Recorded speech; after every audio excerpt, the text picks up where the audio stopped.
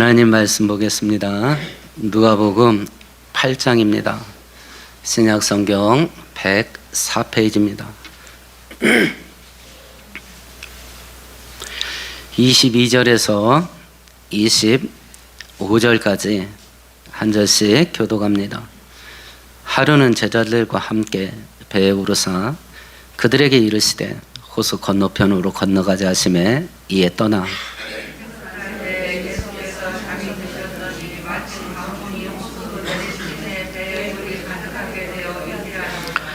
제자들이 나와 깨어 이르되 주여 주여 우리가 죽겠나이다 한데 예수께서 잠을 깨사 바람과 물결을 꾸짖으시니 이에 그쳐 잔잔하여지더라.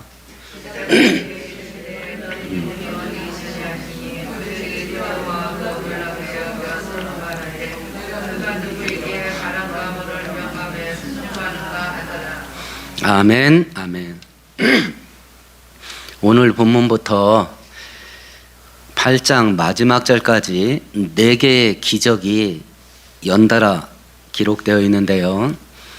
이 기적을 통해서 성경이 우리들에게 교훈하는 바는 예수 그리스도는 우리와 똑같은 사람이기도 하지만 전능하신 하나님이다라는 것을 증명하는 기적들이에요. 이 기적들은 양면성이 있습니다. 예수님 본인을 위해서는 예수님이 전능하신 하나님이다라는 것을 증명하는 사건이고요. 제자들과 그리고 군중들, 이 시대를 살아가는 우리들에게는 이 기적을 보고 예수님이 전능하신 하나님이심을 알고 그를 전적으로 믿고 신뢰하게 만들어주는 사건이기도 합니다. 오늘 본문은 거센 풍랑을 잠잠케 합니다. 두 번째 기적은 군대 귀신 들린 자를 치유하는 사건입니다. 세 번째는 12년 혈류병 앓던 여자를 고쳐주는 사건이고, 네 번째는 죽은 회당장 딸을 살려주는 기적입니다. 범위를 보면 인간 세계 전 영역입니다. 두 번째는 자연 세계 전 영역입니다. 세 번째는 영적인 세계의 전 영역을 예수께서 다스리고 통치하신다라고 하는 것을 확정시켜주는 사건이에요. 그래서 우리가 어떤 영역 속에서 문제를 가지고 있든지 간에 그 문제를 해결해 줄 수 있는 유일한 구원자는 예수밖에 없다라고 하는 것을 확증하는 사건들이에요. 오늘 본문은 풍랑을 잔잔케 하시는 기적이 기록된 내용인데요.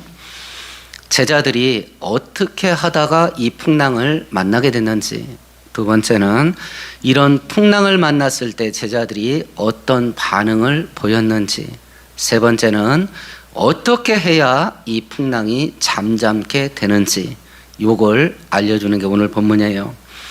종종 우리 인생살이를요 바다를 항해하는 것으로 많이 비유를 하지요.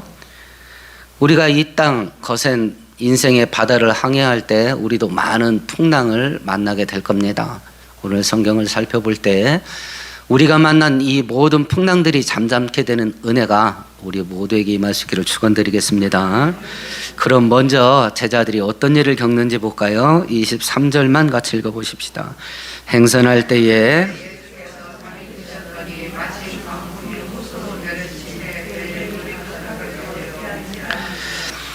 제자들이 풍랑을 만나게 됐는데 이 풍랑이 어떻게 만나게 되냐면 22절에 보니까 예수께서 야야 갈릴리 호수 건너편으로 건너가자 라고 해서 시작된 거예요. 그러면 제자들이 배를 타고 호수 한가운데로 들어가게 됐는데 왜 들어간 거예요? 예수님이 허락해서 한 거예요. 예수님이 배 타고 건너편 가자라고 해서 제자들은 그 말씀에 순종해서 배를 띄운 거거든요. 그리고 갈릴리 호수 한가운데서 이제 풍랑을 만나게 된 건데, 예수님 말씀에 순종해서 이 풍랑을 만나게 된 거예요. 그런데 이 풍랑을 성경은 뭐라고 표현했나요? 광풍이라 그랬습니다. 광자가 무슨 광자예요? 미칠 광자예요. 미친 바람이 부는 거야. 미친 바람이. 언제 이 미친 바람을 만나게 되냐? 예수님 말씀에 순종할 때 광풍을 만나요. 이 배에 예수님이 있어요, 없어요? 있어요. 예수님이 함께 있고 예수님과 동행하는데 광풍을 만나요. 여기서부터 이제 우리 머리가 꼬이는 거예요. 각자 본인이 생각해 보셔요. 내가 예수님 말씀에 전적으로 순종하며 살면 어떤 일이 벌어질까? 예수님이 전능하신 하나님 되신 예수님이 나와 함께 있다면, 지금 이 배 안에 예수님이 함께 있어서요, 내 가정에 함께 있다면, 내 직장에 함께 있다면, 내 사업체에 함께 있다면 어떤 일이 벌어질까? 우리 머릿속에는 그다음부터 난리 나는 거지. 꼬인 거 풀리고 닫혀진 거 열리고 꽃길 피어있는 고속도로만 뚫리게 되고 성공하고 출세하고 이런 일만 생길 거 아니에요. 내가 예수님께 순종하고 예수님이 나와 함께 있다는데 뭔 일이 벌어지겠어? 당연하지. 그런데 오늘 본문에는 예수님 말씀에 순종해서 광풍을 만났어요. 예수님과 함께 예수님 따라가다가 광풍을 만났어요. 이런 일이 내 인생 속에 벌어지면 어떡할 건가? 복잡해지죠. 복잡해집니다. 우리가 그래서 알아야 될 게 뭐냐면 기독교 형통관. 기독교에서는 대체 형통을 뭐라고 말하냐? 뭐가 형통이라고 말하냐? 기독교 고난관. 기독교 고난관.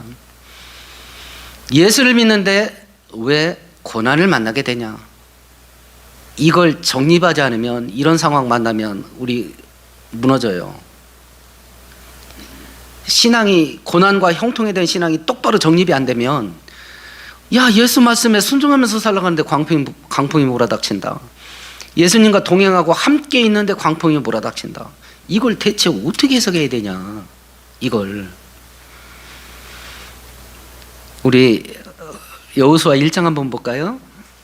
구약성경 320페이지입니다.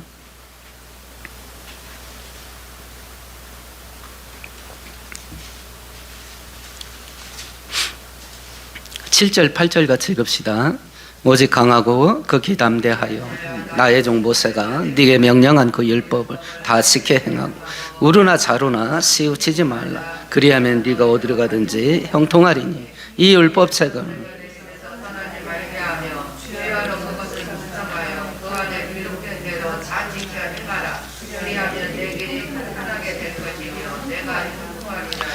말씀에 순종하면 형통하게 되리라는 약속들이 성경 전체에 수도 없이 나온다. 그런데 말씀에 순종해서 광풍을 만나고 예수님과 동행하고 함께 있는데 광풍을 만나는 건 대체 이걸 어떻게 해석해야 되냐?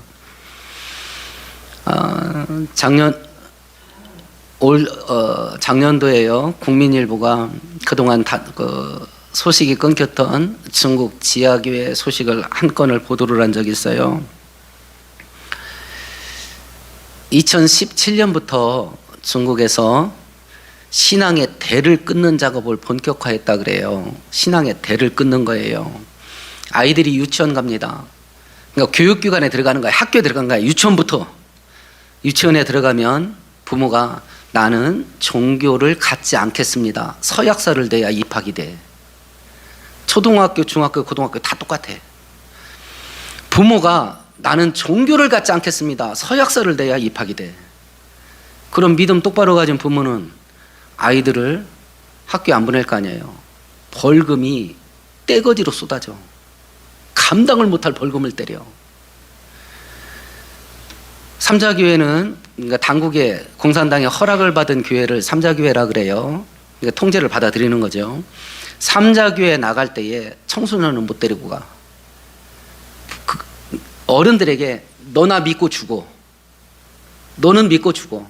근데 네 자식들한테 신앙 대물림하는 건 꿈도 꾸지 마. 이게 2017년부터 진행된 거예요. 씨가 마르는 거야. 씨가 말라. 이렇게 절실하고 이렇게 순수하고 이렇게 간절하게 신앙을 붙잡고 살려고 하는데 중국 성도들은 왜 이런 꼴을 당하는가? 광풍이 몰아닥치는 거야. 예수와 함께 있는데. 북한은 또 어떤가? 성경만 갖고 있다가 들켜도 사형이래. 목숨을 담보로 하고 신앙을 붙잡으려고 하는데 그 사람들은 왜 그런 꼴을 당하는가? 우리는 무슨 일을 그렇게 좋은 일을 많이 해서 이렇게 널널하게 사는가? 우리는 이걸 어떻게 해석해야 되는가? 그럼 성경이 말하는 형통이 뭐냐? 그럼 생각해 보십시다. 내가 형통하는 거, 하나님이 형통하는 거, 둘 중에 성경이 말하는 형통이 뭔 것 같아요? 어떤 걸 것 같아요? 하나님이 형통하는 거, 내가 형통하는 거. 성경이 말하는 형통이 둘 중에 어떤 걸 것 같아요? 1차적으로는 하나님이 계획하신 바, 하나님이 뜻하신 바가 이루어지는 게 형통이에요. 그럼 머리가 한번 떴고요. 그럼 나는 뭐냐? 나를 통해서 하나님이 이루시려고 하는 일이 이루어지는 게 형통이야. 나를 통해서 하나님이 계획한 것이 이루어지는 게 형통이야. 우리가 하나님께 기도를 어떻게 할까요? 라고 제자들이 물어봤을 때 기도는 이런 식으로 해라 라고 기도를 알려주신 것이 주기도문이에요. 그러면 성도가 하나님께 기도할 때 제일 먼저 기도해야 될 게 뭐냐? 뭐예요? 뜻이 하늘에서 이루어진 것 같이 땅에서도 이루어지기를 원합니다. 이것이 성도가 기도해야 될 1번 기도야. 그런 기도 하시나요? 별로 안 하잖아요. 주님, 내 소원은 이겁니다. 반드시 이루어져야 됩니다. 칼을 딱 꽂아버려 그냥. 아니면 나를 차라리 죽이세요. 이런 식이야. 근데 성경은 나를 통해서 하나님의 뜻이 이루어지는 게 형통이래. 나를 통해서 하나님이 계획하신 바가 이루어지는 게 형통이래요. 이것이 진행되는 과정 속에 나의 고난과 환난을 통해서 하나님의 뜻이 이루어질 수도 있어요. 형통이에요. 나도 잘 되고 하나님이 계획하신 바가 이루어지는 그런 형태로 진행될 수도 있어요. 금상첨화죠. 나도 잘 되고 하나님도 잘 되고 형통이에요. 근데 성경을 읽어보면 이런 경우 그닥 없어요. 두 번째 경우는 그닥 없어요. 창세기 39장에 보면 요셉이 형들에게 노예로 팔려서 보디발 애굽 황제의 경호실장 집에 팔려가요. 그때 성경이 뭐라고 말하냐면 여호와께서 요셉과 함께 계심으로 요셉이 형통했다 그래요. 요셉이 형통했대. 요셉이 신분이 뭐예요? 노예야. 요셉이 형통했다 그러는데 요셉 입장에서 봤을 때 요셉에게 변화된 게 있어요, 없어요? 아무것도 없어. 보디발의 아내가 바람피자가 유혹하는 걸 거부한 것 때문에 누명을 뒤집어 쓰고 감옥에 갇혔어요. 성경은 요셉이 감옥에 들어갔는데 뭐라고 말하냐면 여호와께서 요셉과 함께 계심으로 요셉이 형통하였더라 이래요. 이렇게 형통 몇 번 했다가는 인생 골로 가는 거예요. 그렇잖아요. 하나님이 형통하게 해줘서 노예가 됐대. 하나님께서 형통하게 해주셔서 노예가 죄수가 돼서 감옥에 들어갔어. 이런 식으로 형통 두세 번 했다가는 난리 날 거 아니겠어요. 집안 말아먹는 거예요. 근데 성경은 형통이래. 왜 그러냐? 요셉을 통해서 하나님이 이루시려고 하는 일이 착착착착 진행되고 있기 때문에 그래요. 예수님께서 하라는 대로 순종해서 고난이 오면 안 할 거예요? 예수님과 함께 동행해서 환난을 겪게 된다면 안 할 건가? 지금은 한다고 하겠죠. 근데 이게 어디서 증명되겠어요? 광풍 속에서 증명되는 거야. 이게 어디서 증명되는가? 용광로 속에서 증명돼요. 용광로 속에서. 성경 한 구절도 찾아보십시다. 사도행전 5장 한번 볼까요? 신약성경 195페이지입니다.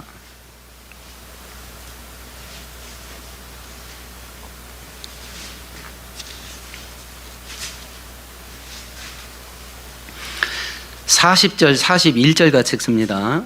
그들이 옳게 여겨 사도들을 불러들여 채찍질하며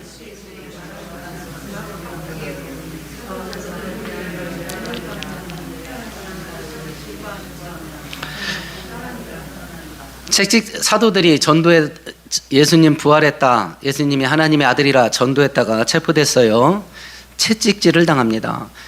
성경에서 말하는 채찍질은요, 이 회초리 맞는 거 아닙니다. 로마의 채찍은요, 한 대 맞으면 등이 패여요, 패여.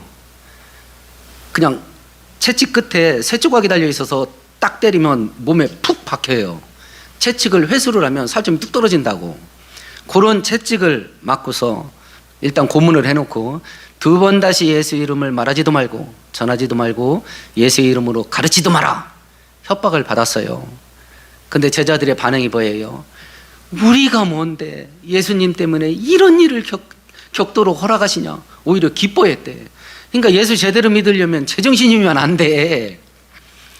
예수 제대로 믿으면 제정신이면 안 된다니까. 그래서 뭐 해야 돼요? 성령 충만해야 돼. 성령에 취해야 된다니까. 근데 마음이 거기가 없죠. 성경은 성령 충만하도록 항상 기도하라고 그래. 제정신이면 안 돼. 근데 항상 제정신이야. 그러니까 우리가 제정신이면 신앙생활에도 뭐가 돌아가냐면 머릿속에서 나도 모르게 계산기가 돌아가. 그럼 견적 딱 나와. 안 돼. 뭘 해도 안 돼. 계산기가 돌아가니까. 이런 성경의 교훈을 바라보면 우리가 신앙생활의 본질에서 얼마나 왜곡되어 있는가, 신앙의 핵심 속에서 얼마나 멀리 떨어져 있는가. 말라기 선지자에서 말씀하신 것 같이 니네가 날마다 성전 뜰만 밟고 간다. 하나님을 못 만나. 하나님이 뭔지도 몰라. 그러나 궁극적으로는 형통하는 게 맞아요. 우리가 하나님의 뜻이 이루어지고 하나님이 원하는 것을 이루게 하는 형통의 도구로 쓰임을 받으면 하나님의 은혜와 축복에 참여하게 되는 거 맞습니다. 그런데 과정이 있어. 봄, 여름, 가을, 겨울이 있다니까. 예수 제대로 믿고 하나님과 동행하면 그 다음부터 형통이 시작되는 게 아니라니까. 봄, 여름, 가을, 겨울이 시작되는 거예요. 그 과정을 거치고 나서 하나님의 형통이 이루어지게 되면 하나님의 뜻을 이룬 은혜와 축복에 우리가 참여하는 건 맞아요. 근데 과정을 거쳐야 돼. 광야를 거치고 사막을 거치고 용광로를 거치는 거예요. 형통은 그 다음에 맺혀. 그래서 로마서 8장에 성경이 우리들에게 말씀하시기를 우리가 바라는 것이 보이지 않는 것이면 참음으로 기다릴지니라. 끝까지 버텨야 돼. 그래야 축복의 열매를 봐. 끝까지 버텨야. 그런데 이게 광풍이 안 불어 닥칠 때는 괜찮은데 심상치 않은 징조가 보이는 거야. 그러면 어떤 일을 겪게 되냐. 23절을 다시 한번 읽어보십시다. 행선할 때에 예수께서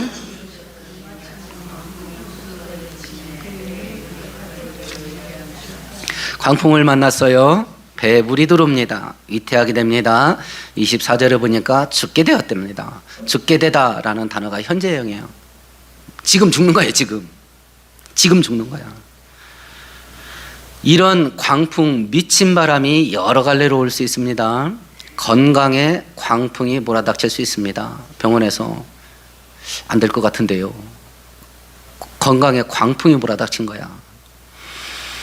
재물에 광풍이 몰아닥칠 수 있습니다. 돈이 고이지가 않아. 징그럽게 가난을 벗을 수가 없어. 가정 안에 광풍이 몰아닥칩니다. 직장과 사업장에 미친 바람이 불어닥칠 수 있어요. 자녀들 앞길에 광풍이 몰아닥칠 수 있습니다. 어떡할 건데? 지금 죽어가. 하나 광풍이 몰아닥치고 끝난 다음에 또 하나 오고 그러면 잠시 숨 쉴 틈이 있습니다. 근데 우리가 여태까지 인생 살아온 경험상 광풍이 한 번 불면 어떻게 불어요? 떼거지로 와, 떼거지로. 이게 하나 오고 끝난 다음에 다음 거 오고 이러면 한숨을 돌릴 수 있다니까. 근데 떼거지로 와. 어떡할 거야? 제자들이 우리 다 죽었습니다. 이 소리가 그냥 곡소리가 절로 나와. 이렇게 광풍에 빠져서 죽어가고 있을 때에 제자들은 어떻게 하는가 보십시다. 24절 같이 읽습니다. 제자들이 나와 깨어 이르되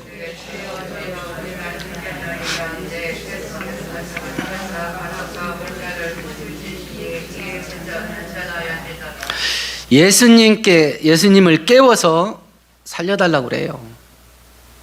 이걸 지금 우리가 살고 있는 이 현실 속에서는 어떤 행위가 이런 행위가 될 것 같아요? 기도죠. 간구하고 매달리는 거 기도예요. 근데 언제 예수를 깨우고 언제 예수께 살려달라 그래요? 우리가 죽겠나이다. 아까 현재행위라고 그랬죠. 죽기 일부 직전에 예수를 깨워. 그럼 조금 지혜가 있으면 언제 깨웠어야 돼요? 광풍이 불었을 때 깨웠으면 되잖아. 그럼 이때까지 제자들은 뭘 했을까요? 마가복음 6장에 보면 또다시 지금 이때는 예수님이 함께 배에 있을 때고요. 또 한 번 광풍에 휩싸일 때가 있었는데 그때는 예수님과 떨어져 있었을 때예요. 그래서 예수님이 무리를 걸어와서 잠잠케 한 사건이 있었습니다. 그때는 이렇게 돼 있어요. 바람이 거슬려 불므로 제자들이 힘겹게 노를 졌더라. 그럼 이때까지 제자들이 뭐 했을 것 같아? 자기들 직업이 뭐야? 어부야. 조상 때부터 어부야. 그럼 이 사람들 놀이터가 어디예요? 바닷가야. 어려서부터 했던 일이 뭐야? 배 운전하고 노젓고 고기 잡는 일이에요. 고기 잡는 전문가예요. 배를 움직이는 전문가예요. 예수님은요. 직업이 뭐예요? 목수였잖아요. 목수 직업은 어디서 하는 거예요? 육지에서 하는 거잖아. 그러면 적어도 배를 움직이는 한 누가 지금 전문가예요? 지들이야. 자기 지식, 자기 경험, 자기 노하우. 예수님보다 훨씬 나아. 혹시 여러분 재테크하시는 분 있으세요? 돈 굴리는 거 예수님이 잘할 것 같아? 여러분이 잘할 것 같아? 본인이 나갈 거라고 생각하잖아요. 그러니까 본인 머리 굴려가지고 재테크할 거 아니야.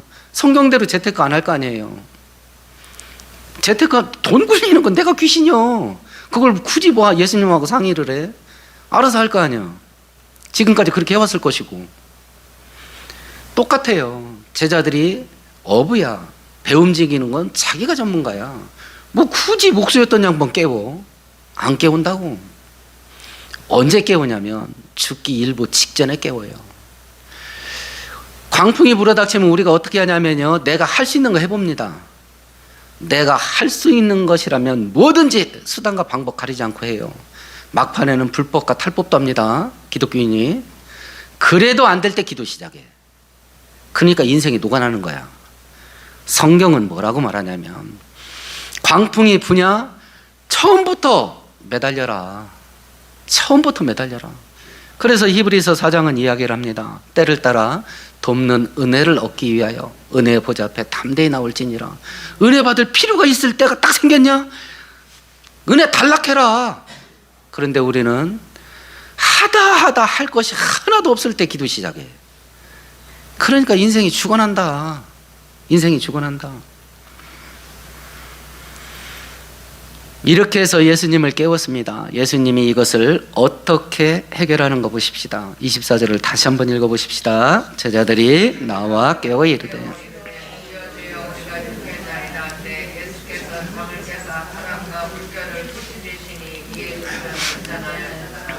예수님이 어떻게 해결해요? 그냥 말 한마디로 끝내버렸어요. 말 한마디로 끝냈습니다. 이 사건을 통해서 사람이신 예수님이 하나님이시다라고 하는 것을 증명을 해요.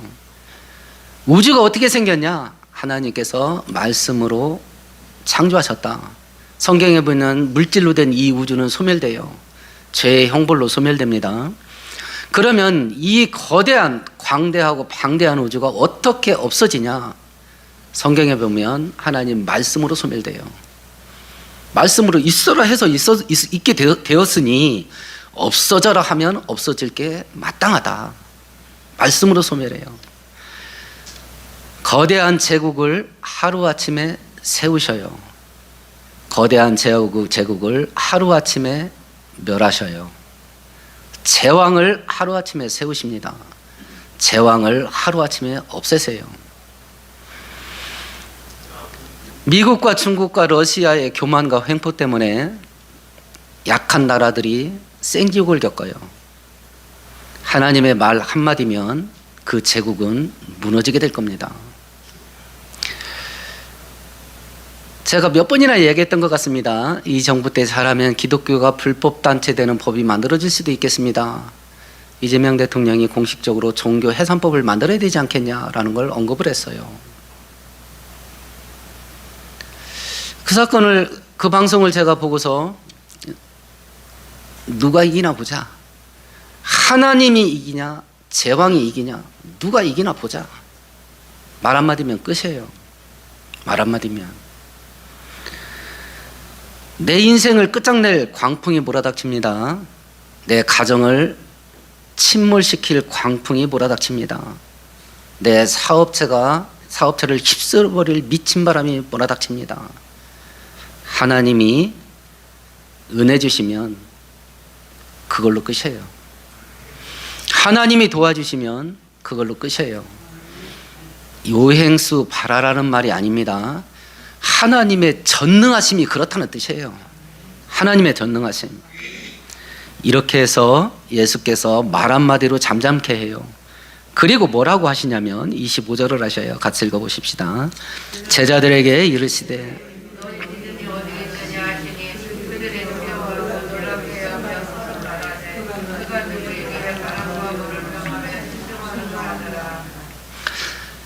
바다가 잠잠게 된 다음에 예수님이 뭐 하셔요? 제자들을 꾸짖습니다. 너희 믿음이 어디냐? 어디 있느냐라는 단어가 잃어버리다 라는 뜻이에요. 너 핸드폰 어디다 잊어버렸어? 지갑 어디다 잊어버렸어? 열쇠 어디다 잊어버렸어? 그 뜻이에요. 너희 믿음을 어디서 잃어버렸냐? 라고 책망을 해요. 지금 제자들이 어떤 상황이에요? 미친 바람 속에 있어요. 광풍 속에 있습니다. 용광로 속에 있어요. 사막 불시련 속에 있어요. 거기서 잊어버려. 거기서 잊어버려. 다니엘의 세 친구가 평소보다 7배 뜨겁게 달궈진 용광로 앞에 섰습니다. 느부갓네살 왕이 경고를 합니다. 내가 세운 우상에 절을 하지 않으면 저기다 던져버린다 그랬어요. 그때 이 어린 청소년 3명이 뭐라고 말하냐면 왕이 우리를 저기에 집어넣어도 하나님은 능히 우리를 살려낼 수 있고 만일 하나님이 그렇게 하지 않을지라도 우리는 우상에게 절하지 않겠습니다. 용광로 속에서 믿음을 붙잡고 있어. 살아나오잖아요. 근데 우리는 용광로 속에서 거기서 믿음을 잊어버리는 거야. 광풍 속에서 믿음을 잊어버려. 그걸 붙잡아야 살아나올 수 있는데 제정신이 아니야. 제정신이 아니야. 미친 바람 속에서 믿음을 잊어버려. 그 속에서 그걸 붙잡고 있어야 살아나올 수 있는데 죽을 자리에서 믿음을 잊어버려. 그게 우리거든요. 그게.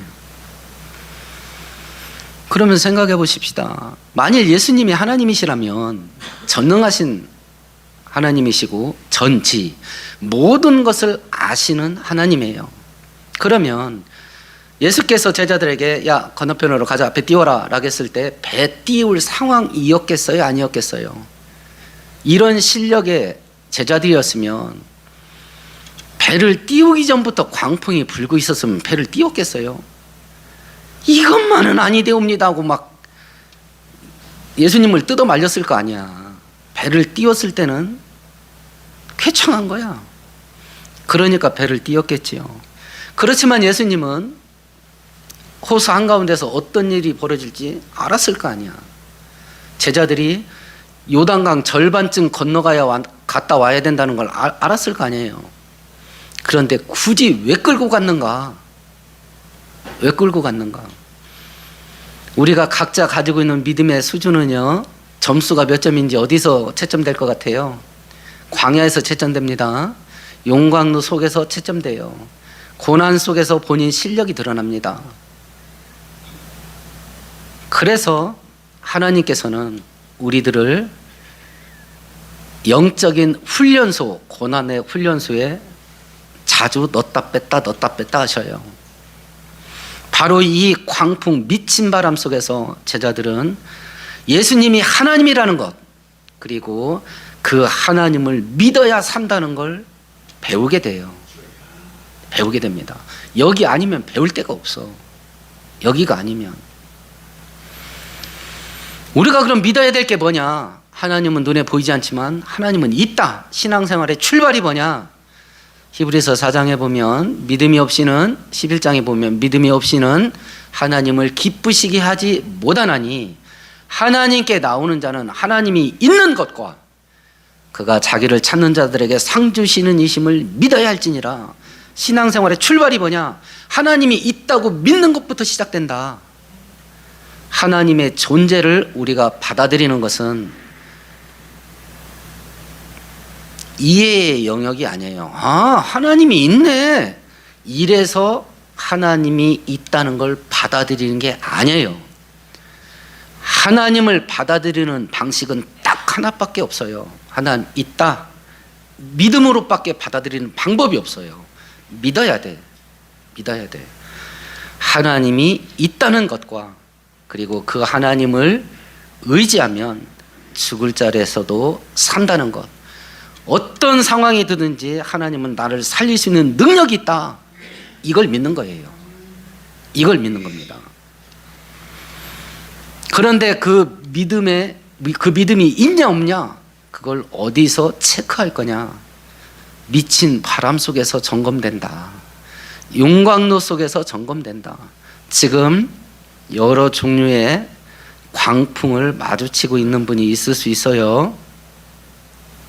그럼 본인이 본인을 점검해 보셔요. 믿음을 잃어버렸는지 챙겼는지. 믿음을 잃어버렸는지 챙겼는지. 지금 제자들이 하는 것처럼 이러다 죽는 거 아니요? 이러고 있는지. 내가 어떤 미친 바람 속에서 들어가도 하나님은 능히 살려낼 수 있고 서로 살리시지 않는다 할지라도 그 미친 바람 속에서 내가 죽고 망해야 한다면 하나님이 선한 뜻이 있어서 그렇게 하신다. 그걸 믿는 거예요. 그걸. 이해는 안 돼. 나를 왜 미친 바람 속에 집어넣는지 이해는 안 돼. 이해는 안 돼. 왜 안 꺼내주고 거기서 기어이 망하게 만들어 버리는지 이해가 안 돼. 근데 내가 믿는 하나님은 내 아버지 되시니 내가 망하게 된 것은 이해는 할 수 없으나 하나님의 선한 뜻이 있다. 그걸 믿는 거야. 그걸. 오늘 말씀 생각하시면서 함께 통성으로 기도하십시다.